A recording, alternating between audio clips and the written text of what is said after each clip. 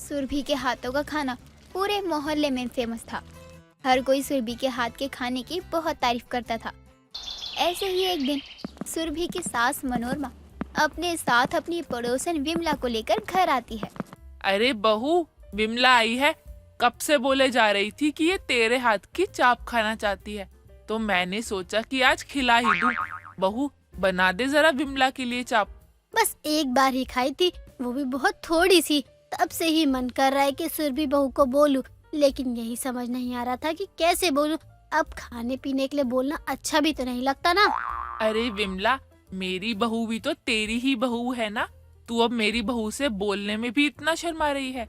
देख, तेरा कभी भी कुछ भी खाने का मन हो तो मेरी बहू से बेझिझक बोल दिया कर। बहुत अच्छा खाना बनाती है वो। ये तो पूरा मोहल्ला ही कहता है तेरी बहू सच में बहुत अच्छा खाना बनाती है। तभी तो मैं कहती हूँ कि तू बहुत ही किस्मत वाली है जो तुझे इतनी अच्छी और समझदार बहू मिली।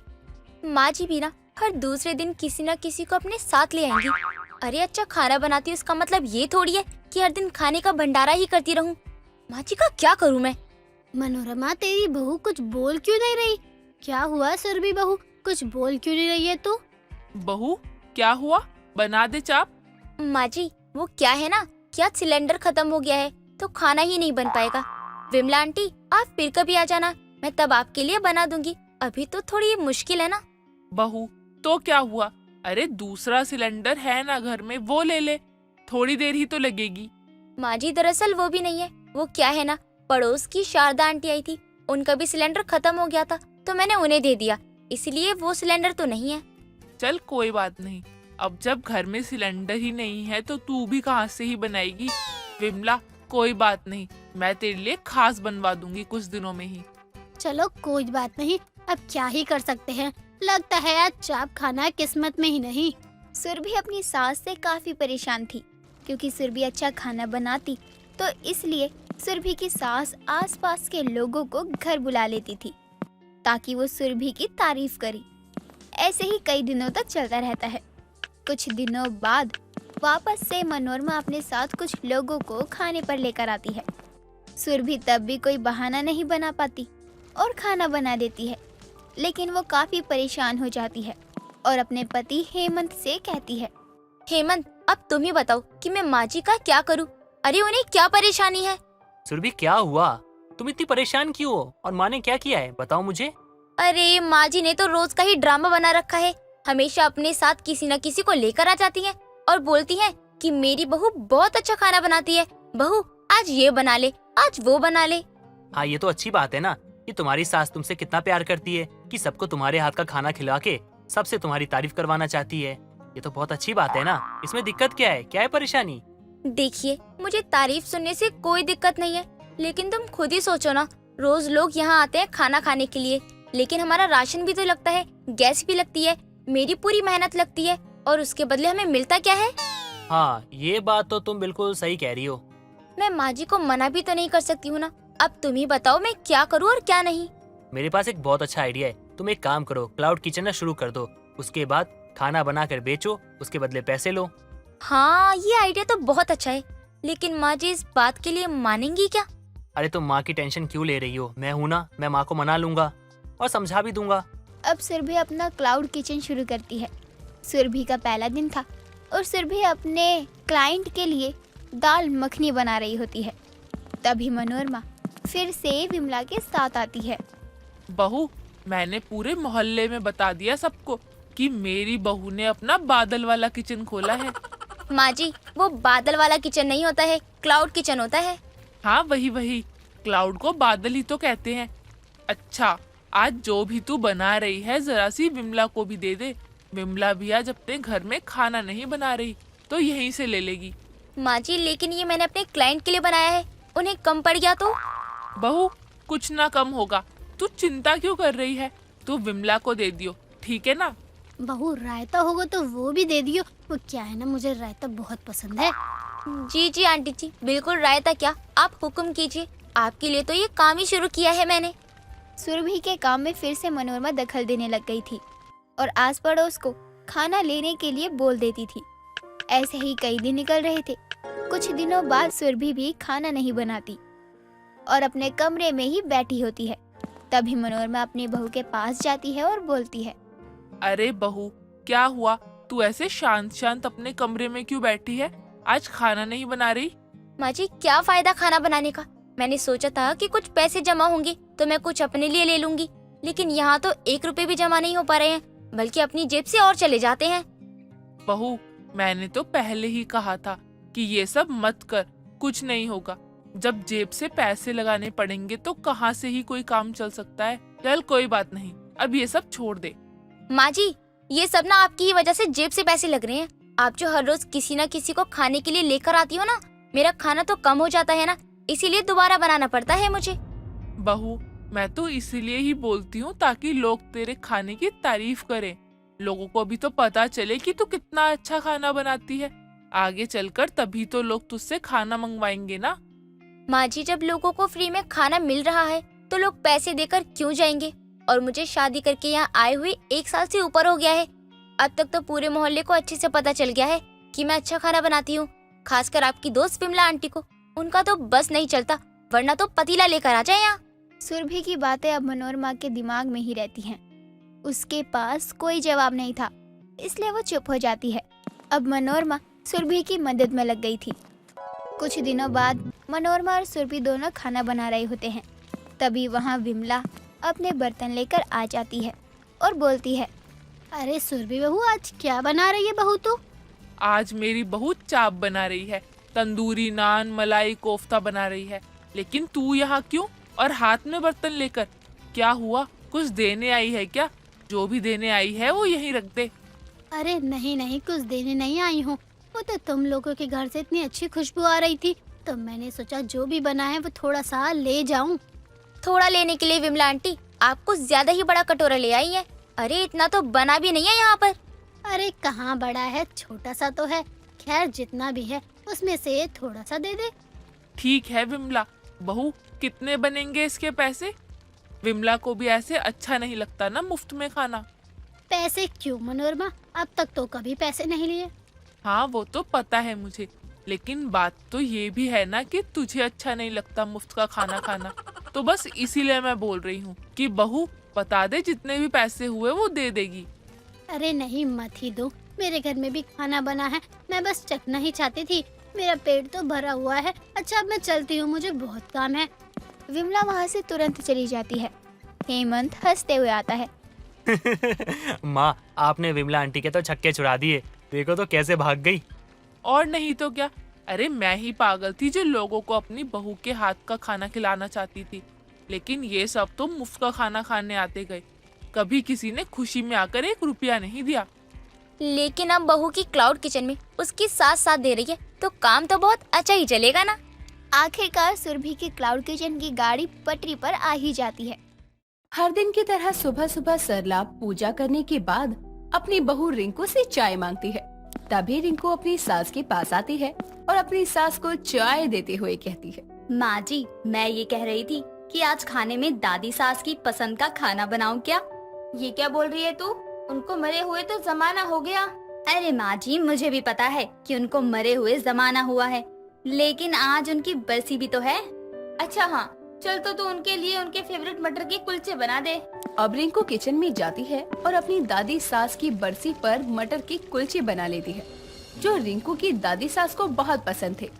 दादी सास की बरसी पर दादी सास की पसंद के मटर कुलचे रिंकू बनाने के बाद अपनी दादी सास को भोग भी लगा देती है। हालांकि घर में सरला को भी मटर के कुलचे बहुत पसंद होते हैं और सरला अपनी बहू रिंकू से कहती है, बहू तूने मटर के कुलचे तो बहुत अच्छे बनाए हैं। तेरे हाथ के मटर के कुलचे तो मेरी सास को भी पसंद थे। वैसे आज वो बहुत खुश हो रही होंगी। हाँ हाँ माँ जी, कैसे वो आपसे मटर के कुलचे के लिए लड़ा करती थी, लेकिन आज ये कुलचे खाने के लिए दादी जी हमारे साथ भी तो नहीं है। मेरी सास तो खाने पीने के मामले में बड़ी पक्की थी। उसकी पसंद का खाना न मिले तो घर में बखेड़ा खड़ा कर देती थी। ये बातें चल ही रही थी कि तभी सरला के घर सरला की पड़ोसन विमला का आना होता है और विमला सरला के घर आते ही सरला से कहती है, आखिर दोनों सास बहू में ये क्या खुसुर फुसुर चल रही है, मैं भी तो जानूं। अरे कुछ नहीं, बस यूं ही अपनी सास की बातें कर रही थी। आज उनकी बरसी है ना, तो रिंकू ने उनके पसंद के मटर के कुलचे बनाए थे। आजा बैठ, तुझे भी खिलाती हूँ। अब सरला अपनी बहू रिंकू को विमला के लिए मटर के कुलचे लाने को कहती है। विमला भी मटर के कुलचे खाने के बाद सरला की बहू रिंकू से कहती है, वैसे कुछ भी कह सरला, तेरी बहू के हाथ का खाना खाकर तो मजा ही आ जाता है। और ये मटर के कुलचे, ये तो बड़े ही स्वादिष्ट बने हैं। तभी तो तेरी सास भी 90 साल की उम्र में मरी है। इसके हाथ का खाना खाकर ही तो आखिर इतने समय जिंदा थी। उनका बस चलता तो 200 साल तक जी लेती और ना मुझे मरने देती ना खुद मरती। मुझसे आखिर बहू वाली दुश्मन जो थी। अब रिंकू मटर के कुलचे की इतनी ज्यादा तारीफ सुन लेती है कि रात में बचे हुए आटे को भी वो फिर से मटर के कुलचे बना देती है और सब्जी के साथ सब उसे ही खा लेते हैं। लेकिन अगली सुबह जब सरला खाना खाने बैठती है तो वो देखती है कि सब्जी के साथ रोटी की जगह मटर के कुलचे रखे हैं। ये देखकर सरला अपनी बहू से कहती है, बहू, जितना तेरी दादी सास को मटर के कुलचे खाने थे वो खाकर जा चुकी है, लेकिन तूने रात में बचे हुए आटे के कुलचा ही बनाया था तो फिर सुबह भी यही बना दिया। माँ जी, मैं आपको क्या बताऊँ, कल रात दादी सास मेरे सपने में आई थी और उन्होंने कहा कि 15 दिनों तक मटर के कुलचे वाली रोटी घर में लगातार बननी चाहिए और सूखी रोटी तो बिल्कुल भी नहीं बननी चाहिए। बहू, ये तो क्या कह रही है? मरने के बाद भी उस बुढ़िया को चैन नहीं है। अरे उसे कल मटर के कुलचे खिला तो दिए थे, वो तो सपने में आकर खाना मांगने लगी। माँ जी, और तो और उन्होंने जाते जाते ये भी कहा कि अगर ऐसा नहीं किया तो आपके साथ कुछ भी अनहोनी हो सकती है। इतना सुनने के बाद सरला भी डर जाती है और तो और सरला बिना कुछ कहे मटर के कुलचे के साथ सब्जी खा लेती है। अब सुबह शाम दोपहर हर समय मटर के कुलचे खा खा कर सरला की हालत खराब हो गई थी, क्योंकि सरला को मटर के कुलचे पसंद नहीं थे। एक बार के लिए तो चलो सही है, लेकिन 15 दिनों तक यही खाना बहुत मुश्किल था। लेकिन सरला की मजबूरी थी। अब ऐसे ही समय बीतता है और करीब एक सप्ताह के बाद सरला को मटर के कुलचे खाने से लूज मोशन लग जाते हैं और फिर भी सरला मटर के कुलचे ही खा रही होती है। ऐसे में रिंकू अपनी सास सरला को कहती है, माँ जी, अब तो ये मटर कुलचे मुझसे भी नहीं खाए जा रहे और आपका तो पेट ही खराब हो गया है। अब मैं क्या करूँ? दादी जी को कैसे मनाऊं और कहूँ कि हमसे ना होगा? बहू, तू अभी जवान है तो तेरी ये हालत हो गई। मेरा सोच, मेरे तो शरीर के कोई पुर्जे सही से काम भी नहीं करते और तो और इसे चबा चबा कर खाने से तो मेरे दांतों ने भी जवाब दे दिया है। अब रिंकू को तो मटर के कुलचे पसंद नहीं आ रहे थे, लेकिन दादी सास के सपने के आने के बाद घर में हर किसी को सरला के साथ मटर के कुलचे ही खाने पड़ रहे थे। ऐसे में रिंकू एक रोज किचन में कुछ बनाते हुए मन ही मन सोचती है, वैसे ये मटर के कुलचे घर में सबको खाने हैं। अगर किसी ने नहीं खाए तो माँ जी पर कोई ना कोई संकट आ जाएगा। लेकिन मुझे क्या लेना माँ जी से? मुझसे अपनी खाया जाएगा ये मटर के कुलचे। माँ जी को जो होना है हो जाएगा। मैं तो आज रात ही दाल चावल बनाकर खाऊंगी। अब रिंकू सब के लिए मटर के कुलचे तो बना देती है, लेकिन अपने लिए दाल चावल बनाकर खा लेती है और किसी को पता नहीं चलता। लेकिन दोपहर के समय जब सरला वॉशरूम से आ रही होती है तो वो हॉल में गिरे पानी पर फिसल कर गिर जाती है और सरला का हाथ टूट जाता है और सरला चिल्लाते हुए अपनी बहू को कहती है, मरने को मर गई बुढ़िया, लेकिन अब मुझे मारने पर लगी हुई है। ना जाने मैंने इसका क्या बिगाड़ा है। मटर के कुलचे खाने को कहा तो वो 10 दिन से खा रही हूँ और मेरी हालत खराब है, लेकिन अब भी इसे चैन नहीं है। माँ जी, आप सही तो है ना? आपको ज्यादा चोट तो नहीं लगी? बहू, मेरा हाथ टूट गया। मुझे तो ऐसा लग रहा है बहुत दर्द हो रहा है। जल्दी से डॉक्टर को बुला। अब डॉक्टर आता है और सरला के हाथ में तो पट्टी लग जाती है, लेकिन इधर रिंकू ये सब देखने के बाद मन में सोचती है, लगता है आज मैंने दाल चावल बनाकर खाए हैं, तभी माँ जी के साथ ये हादसा हो गया। ये सब मेरी वजह से ही हुआ है, लेकिन मैंने तो माँ जी को बोला भी नहीं। बताऊंगी तो वो मेरी जान ही ले लेंगी। रिंकू को तो पछतावा हो ही रहा था, लेकिन डॉक्टर सरला को मटर के कुलचे खाने से मना करता है और हल्का खाने को कहता है। लेकिन रिंकू डॉक्टर से कहती है, डॉक्टर साहब, इन्होंने मटर के कुलचे नहीं खाए तो इनके साथ कुछ भी हो सकता है, क्योंकि इनके ऊपर इनकी सास का साया मंडरा रहा है।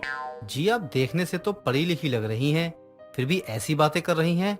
भला मरने के बाद कौन लौट कर आया है? डॉक्टर साहब ये बिल्कुल सही कह रही है। मेरी दादी सास का कुछ दिन पहले सपना आया था। उन्होंने कहा कि अगर उनकी पसंद के मटर कुलचे नहीं बने तो मेरे साथ कुछ अनहोनी होगी, और सो हो भी गई। अब जब सरला की हालत के बारे में सरला की पड़ोसन विमला को पता चलता है तो विमला सरला से मिलने आती है और सरला की ऐसी हालत देखकर विमला सरला से कहती है, ये क्या हाल बना लिया सरला तूने अपना? ऐसा क्या हुआ इस उम्र में? ज्यादा कूदेगी फिरेगी तो हाथ पैर ही टूटेंगे तेरे। ये सब मेरी सास ने किया है। मेरी बहू रिंकू के सपने में आई थी और कह रही थी 15 दिनों तक मटर के कुलचे बनने चाहिए वरना मेरे ऊपर कोई अनहोनी होगी। नियम तो हम कर ही रहे थे और ये हादसा हो गया। सरला तो आज के समय में कैसी बातें कर रही है? मेरी सास तो मेरे सपने में रोज आती है और कल ही रात मेरे सपने में मेरी सास आई थी और कह रही थी मुझे मटर पनीर खानी है। ये भी कोई बात होती है? और ये जो मेरा हाथ टूट गया उसका क्या? ये भी तो अनहोनी ही है ना विमला? ये सब कुछ तेरे मन का वहम है। पूजा पाठ हवन करवा और खुशी से अपनी जिंदगी बिता। अगर मैं आज नहीं आती तो तुम लोग तो अपने घर का सत्यानाश कर लेते। अब विमला के कहने पर सरला पूजा पाठ और हवन करवाती है, जिसके बाद सरला के घर में कोई अनहोनी नहीं होती। वो तो एक सपना था जिसे सब सच मान बैठे थे और उसके बाद दादी की पसंद के मटर के कुलचे बनाए खाए जा रहे थे। शिवानी अपनी सहेली ज्योति के साथ कॉलेज से घर जा रही थी। तभी रास्ते में एक लड़का ज्योति को देखकर सीटी बजाता है। ज्योति को काफी ज्यादा गुस्सा आता है और वो उस लड़के पर गुस्से में चिल्लाते हुए कहती है, अबे पागल है, जहाँ लड़की देखी नहीं कि वहाँ छेड़ने आ जाते हैं, निकल यहाँ से। ज्योति इतना बोलकर शिवानी के साथ तेज तेज चलने लगती है। कुछ दूर जाते ही ज्योति शिवानी को कहती है, मुझे तो अच्छा लगता है जब कोई मुझे इतनी अटेंशन देता है। कभी तुझे ऐसा नहीं लगता कि तुझे भी कोई ऐसी सीटी बजाकर अटेंशन दे? मुझे जलन नहीं होती है? अरे मुझे ये सब पसंद नहीं। मैं तो अपने आप में ही खुश रहती हूँ। अपना तो बस खाओ पियो और मजे में रहो। बस यही छोटी छोटी चीजें तो मुझे खुश रखती हैं। हाँ, एक तो तू मोटी, ऊपर से तेरे ये छोटे सपने। कुछ तो बड़ा सपना देख। नहीं, ये छोटे छोटे सपने ही मुझे खुशी देते हैं। तुझे पता है ना, आजकल के लड़कों को स्लिम लड़की पसंद होती है और तू है कि अपने मोटापे से खुश है। अरे जरा सोच, अगर तू पतली हो जाएगी तो तुझे भी लड़के अटेंशन देंगे, तुझे भी कोई पसंद करेगा। मैं मानती हूँ कि मैं मोटी हूँ और लड़कों को पतली और स्लिम लड़कियाँ पसंद होती हैं, पर कोई तो होगा जो मुझे ऐसे ही पसंद करेगा और जो मेरे छोटे सपनों को अहमियत भी देगा। शिवानी, तू ये मोटे शरीर को लेकर इतना चिल कैसे रह सकती है? तुझे ऐसे कभी नहीं लगता कि तेरे बारे में लोग क्या सोचते होंगे? चाहे लोग मेरे बारे में कुछ भी सोचे, कुछ भी बोले, मुझे उनसे कोई फर्क नहीं पड़ता, क्योंकि लोगों का तो काम ही बोलना होता है। जरा सोच शिवानी, तू पतली हो जाएगी तो तू अपने पसंद के कपड़े पहन सकती है। तुझसे भी लड़के दोस्ती करना पसंद करेंगे। पसंद के कपड़े तो मैं अभी भी पहन सकती हूँ, और रही बात लड़कों की दोस्ती की, तो जो मुझे नहीं, मेरी स्लिम बॉडी या अच्छा दिखने पर मुझसे दोस्ती करे तो ऐसी दोस्ती से अच्छा है कि मेरा कोई दोस्त ही ना हो। अरे शिवानी, तू समझ नहीं रही है। आज का जमाना तेरी सोच से बहुत अलग है। तू अभी भी ऐसे सपने देख रही है जो तुझे ऐसे पसंद करे। शिवानी ज्योति की बातों पर गौर नहीं करती और अपने घर आ जाती है। शिवानी फ्रेश होने के बाद अपने बिस्तर पर लेटती है और ज्योति की बातों को सोचने लगती है। अगले दिन दोनों फिर कॉलेज आ जाते हैं। कॉलेज में एक जगह पर बहुत भीड़ जमा थी। दोनों वहां जाते हैं और देखते हैं कि कुछ दिनों बाद कॉलेज में फैशन शो होने वाला है। दोनों वो देख के वहां से क्लास में चले जाते हैं। क्लास में बैठकर दोनों बातें करने लगते हैं। बात करते हुए ज्योति कहती है, अरे शिवानी, कुछ दिनों में कॉलेज में फैशन शो है तो मैं तो पार्टिसिपेट करूंगी। हाँ यार, फैशन शो है, मैं भी सोच रही हूँ कि पार्टिसिपेट करती हूँ। तू पार्टिसिपेट करेगी? तू अपने आप को देख तो, तू कितनी मोटी है और तू फैशन शो में पार्टिसिपेट करेगी। ज्योति की बात सुनकर शिवानी वहाँ से गुस्से में जाने लगती है। तभी ज्योति उसको पीछे से आवाज लगाती है, अरे शिवानी सुन तो। अरे मैं तो मजाक कर रही थी, तुझे बुरा लगा तो सॉरी, पर जो बात सच है वो तो सच ही रहेगी ना। तो हमेशा मेरे मोटेपन का मजाक उड़ाती रहती है। क्या हुआ अगर मैं मोटी हूँ, मेरा वजन ज्यादा है, तो क्या इसका मतलब मैं फैशन शो में पार्टिसिपेट नहीं कर सकती? अरे शिवानी, मैंने ऐसा तो नहीं कहा कि तू पार्टिसिपेट नहीं कर सकती। तू कर सकती है, पर तू सोच कि शो में जाएगी, सारे तेरा मजाक बनाएंगे ना। चाहे लोग कुछ भी कहें, मैं तो शो का हिस्सा बनूंगी और जीतूंगी भी। दोनों की ऐसी ही बातें होती रहती है। कुछ देर बाद प्रोफेसर आ जाते हैं। और दोनों की क्लास होने लगती है। क्लास खत्म होने के बाद दोनों साथ में घर जाते हैं। दोनों में से कोई भी शो की बात नहीं करता। धीरे धीरे शो के दिन नजदीक आने लगते हैं और शिवानी ने शो की कोई तैयारी नहीं की थी। उसने अपने फैशन शो के लिए अपने आप में कोई बदलाव नहीं किया था। ज्योति एक दिन घर जाते हुए उससे कहती है, शिवानी, तूने शो की तैयारी कर ली? मैंने तो सारी तैयारी कर ली, बस थोड़ी सी शॉपिंग बाकी रह गई है। नहीं, इसमें तैयारी करने की क्या जरूरत है? हमें वहाँ जाकर जंग थोड़ी ना लड़नी है। मैं जैसी हूँ मैं वैसी ही जीत जाऊंगी। अच्छा सुन ना, मुझे थोड़ी सी शॉपिंग करनी है, तू चलेगी क्या मेरे साथ? हाँ हाँ चल, मैं भी कुछ शॉपिंग कर लूंगी। दोनों कॉलेज खत्म होने के बाद शॉपिंग के लिए एक शॉप पर चले जाते हैं। वहाँ शिवानी को एक ड्रेस बहुत पसंद आती है और शिवानी उस ड्रेस को लेना चाहती है। वो शॉपकीपर के पास जाकर उस ड्रेस के लिए बोलती है, अरे भैया, अभी आया मैडम। भैया जरा वो वाली ड्रेस तो दिखाना। हाँ जी मैडम, बताइए आपको वो ड्रेस किसके लिए चाहिए? भैया मेरे लिए ही चाहिए। आपके लिए चाहिए? आपने अपना वजन देखा है मैडम? आप बहुत मोटी हैं। ऊपर से ये ड्रेस बिल्कुल भी अच्छी नहीं लगेगी आप पे, और ना ही आपके साइज की है ये। भैया मेरा वजन ज्यादा है या आपका? आप ड्रेस दो ना, बाकी मैं देख लूंगी। वजन तो आपका ही ज्यादा है ना मैडम। तो आपको कोई परेशानी है मेरे वजन से? अरे नहीं नहीं मैडम जी, मुझे कोई परेशानी नहीं है, लेकिन मैं तो आप मुझे ये ड्रेस दे दो और आपका जो भी काम है ना वही करो। शॉपकीपर शर्मिंदा होता है और शिवानी को ड्रेस का बिल बनाकर दे देता है। जब तक ज्योति भी आ जाती है, फिर दोनों साथ घर आते हैं। अगले दिन शिवानी कॉलेज अकेले जाती है।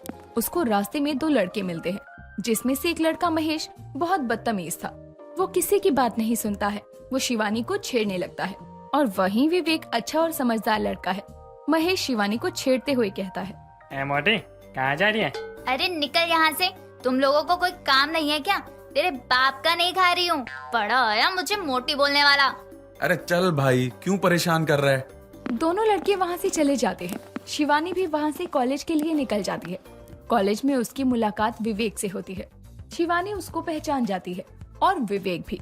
विवेक उससे बात करने की कोशिश करता है। हेलो मैडम, सुनो तो। विवेक शिवानी को आवाज लगाता रहता है, पर शिवानी उसकी एक नहीं सुनती और वहाँ से जाने लगती है। पर बार बार उसकी आवाज लगाने से वो परेशान हो जाती है और रुक जाती है। क्या क्या दिक्कत क्या है तुम्हारी? परेशान क्यों कर रहे हो मुझे? वो मेरे दोस्त महेश की तरफ से ना, मैं तुमसे माफी मांगता हूँ। उसको तुम्हें मोटी नहीं बोलना चाहिए था। कोई बात नहीं, मुझे तो ये सुनने की आदत हो गई है, मैंने माफ किया। शिवानी को विवेक का स्वभाव बहुत अच्छा लगा। शिवानी उससे बातें करने लगी। विवेक को भी शिवानी अच्छी लगी। दिन बीतते गए और उन दोनों की दोस्ती हो गई। फिर एक दिन विवेक और शिवानी दोनों कैफे जाते हैं। वहाँ जाकर विवेक शिवानी से कहता है, शिवानी, वो मैं तुमसे कुछ कहना चाहता था। हाँ कहो ना, क्या कहना चाहते हो? मैं तुम्हें पसंद करने लगा हूँ। क्या तुम मेरे साथ हमेशा रहोगी? तुम मुझे कैसे पसंद कर सकते हो? मैं तो बहुत मोटी हूँ और आज के लड़कों को तो स्लिम और पतली लड़कियाँ पसंद आती हैं, और मैं तो बहुत मोटी हूँ। मुझे तुम्हारे मोटापे से कोई परेशानी नहीं है। पतली और स्लिम लड़कियां तो सबको पसंद आती है, लेकिन मैं तो डिफरेंट हूँ ना, मुझे तुम पसंद हो। विवेक की बात सुनकर शिवानी की आंखें भर आती है और शिवानी यस बोलकर विवेक को गले लगा लेती है। विवेक शिवानी के आंसू पोंछता है और दोनों कॉफी खत्म करके घर के लिए निकल जाते हैं। शिवानी ज्योति से मिलती है और उसको सारी बात बताते हुए कहती है, तुझे पता है आज क्या हुआ? क्या हुआ बता? मुझे एक लड़के ने प्रपोज किया और उसने मुझे इसी रूप में पसंद किया, और पता है उसने मुझसे शादी के लिए भी कहा। कौन है वो? क्या नाम है उसका? उसका नाम विवेक है और वो अपने ही कॉलेज में पढ़ता है। ये तो बहुत अच्छी बात है, तू खुश रह। समय निकलता गया और फैशन शो का दिन आ गया। सारे उस दिन बहुत ही अच्छे लग रहे थे। तभी शिवानी की एंट्री कॉलेज में होती है।